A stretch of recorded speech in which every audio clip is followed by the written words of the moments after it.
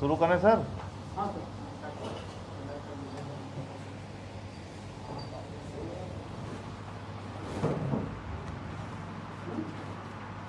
सभी पत्रकार बंधुओं को मेरा नमस्कार।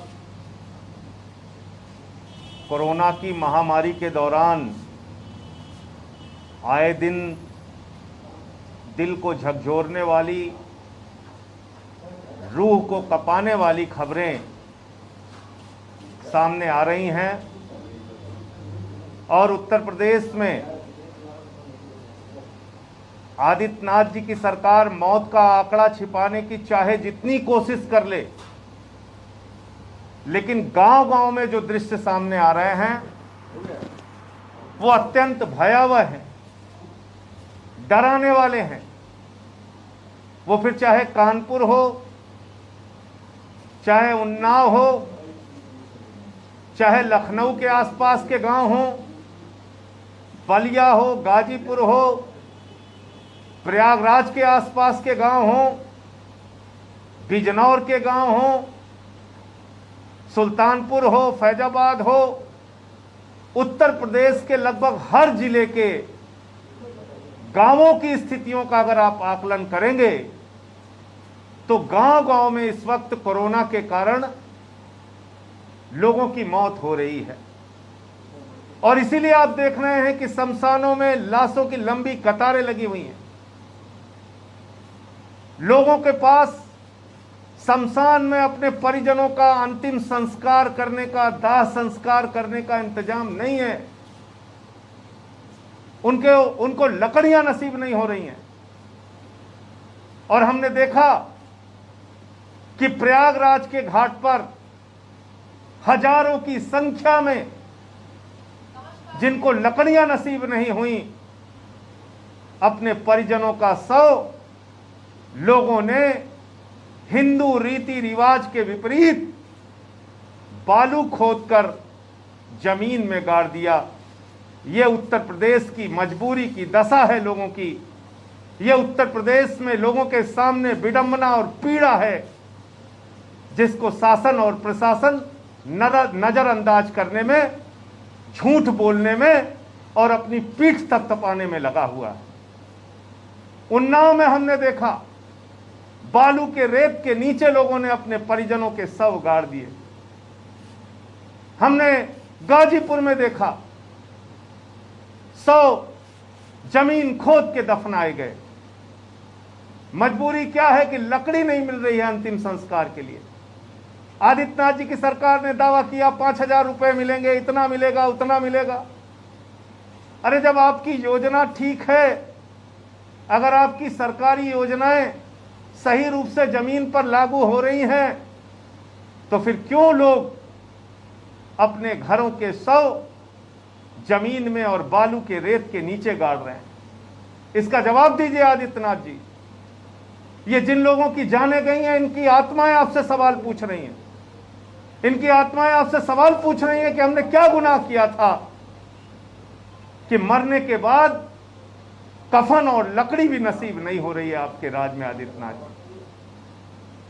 और आज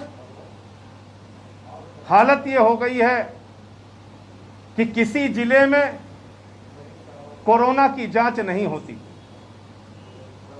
गांव-गांव में खांसी हो रही है, लोगों को बुखार हो रहा है, पता ही नहीं चल रहा है कि उनको कोरोना है अथवा नहीं है। अस्पतालों में बेड का इंतजाम नहीं है, वेंटिलेटर हैं तो चल नहीं रहे हैं। लोग अस्पताल पहुंचने से पहले या तो अपनी जान दे रहे हैं या अस्पतालों में दम तोड़ दे रहे हैं। मैं मांग करता हूं उत्तर प्रदेश की सरकार से, बगैर विलंब किए 75 जिलों में और उत्तर प्रदेश के सभी ब्लॉक के अंदर कोरोना के जांच केंद्र खोले जाएं। बीमारी छिपाने से, पर्दा डालने से, संकट के सामने खड़े होकर ताली बजाने और पीठ थपथपाने से समाधान नहीं होगा, बल्कि उसके लिए जरूरी है कि संकट को जानिए और संकट को रोकने का इंतजाम कीजिए। हर जिले और हर ब्लॉक के अंदर कोरोना के जांच की व्यवस्था की जाए, जांच केंद्र बनाए जाए, जहां पे एंटीजन और आरटीपीसीआर की जांच हो सके, लोगों को पता चल सके कि उनको कोरोना है अथवा नहीं है, और उसके हिसाब से वो अपना दवा और इलाज करा सके। नंबर 1। दूसरी बात, एम्बुलेंस की समस्या और दाह संस्कार की समस्या।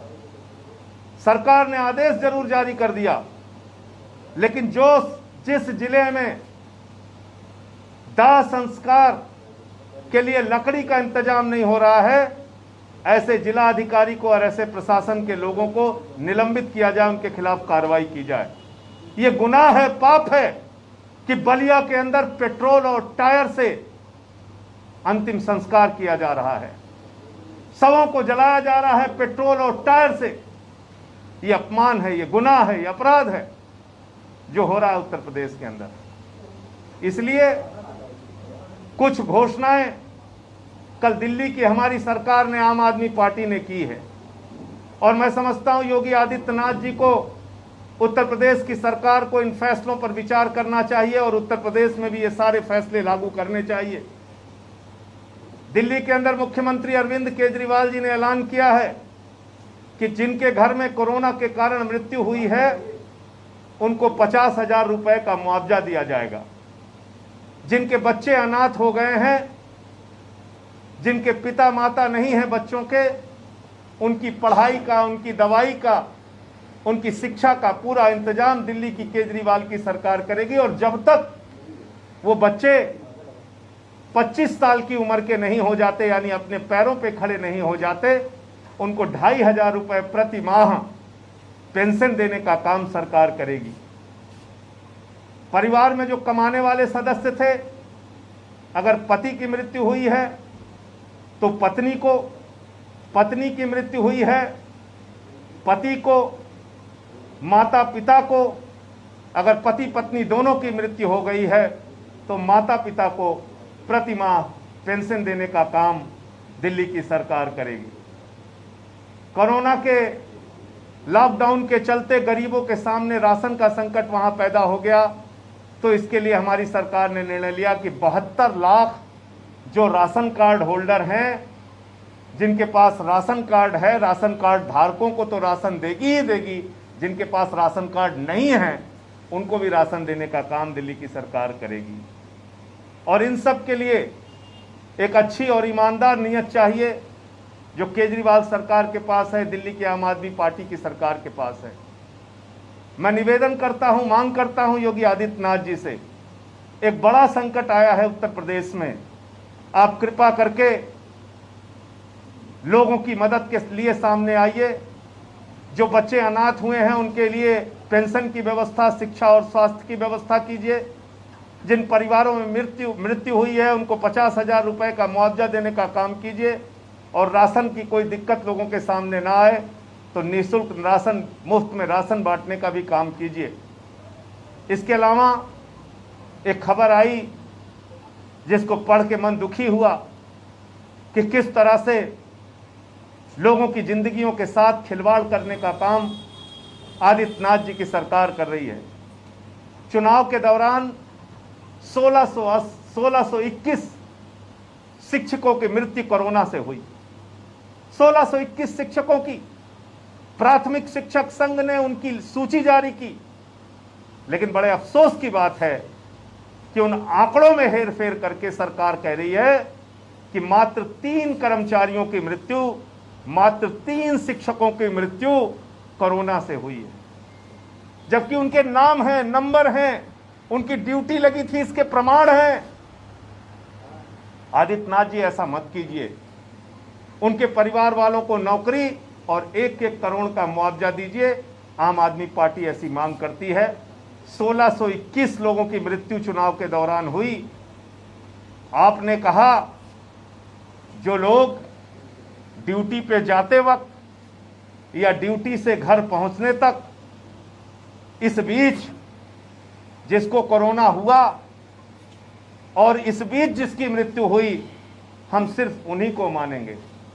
ये अजीब बात है। अगर कोई व्यक्ति चुनाव की ड्यूटी से संक्रमित हुआ, घर पर आया, इलाज के दौरान अस्पताल में उसकी मृत्यु हो गई, उसको आप मृत्यु नहीं मानेंगे? ऐसा अन्याय और अत्याचार।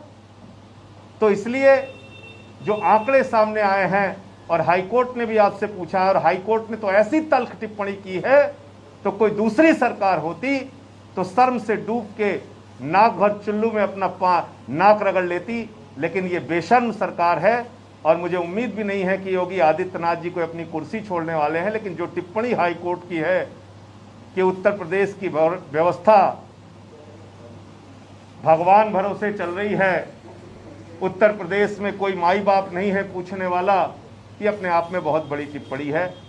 तो मुझे इतनी बात कहनी थी। आज आम आदमी पार्टी ने आम आदमी रसोई की शुरुआत की है। इसके माध्यम से अभी शुरुआत में हम लोग 2000 पैकेट भोजन का इंतजाम अलग अलग इलाकों में वितरित कराने का हॉस्पिटल्स में और दूसरी जगहों पे कर रहे हैं।